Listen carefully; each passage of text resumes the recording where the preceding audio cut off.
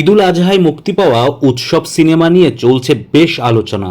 এই সিনেমায় অন্যান্যদের সঙ্গে অভিনয় করেছেন জনপ্রিয় তারকা জাহিদ হাসান। তবে উৎসব সিনেমার অন্য শিল্পীরা হলে ঘুরে ঘুরে সিনেমাটি দেখলেও দেখতে পারেননি জাহিদ হাসান। শুধু যে সিনেমা দেখতে পারেননি তা নয়, গুণী এই অভিনেতার ঈদও কেটেছে হাসপাতালে। ঈদের আগের দিন শুক্রবার হাসপাতালে ভর্তি হয়েছেন তিনি। আজ সোমবার পর্যন্ত হাসপাতালের বিছানাতেই রয়েছেন জাহিদ হাসান। তবে শারীরিক অবস্থা আগের চেয়ে কিছুটা ভালো, আরও কয়েকদিন হাসপাতালে থাকতে হবে তাকে।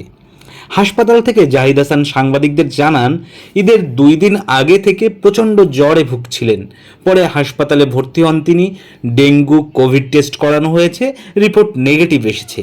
তবে পরীক্ষায় ধরা পড়েছে নিউমোনিয়ায় আক্রান্ত হয়েছেন জাহিদ হাসান। এখন তার নিউমোনিয়ার চিকিৎসা চলছে।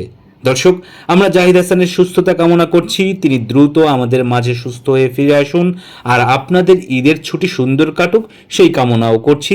সাবস্ক্রাইব করে সঙ্গে থাকুন আমাদের পার্শ্বচিত্র চ্যানেলের।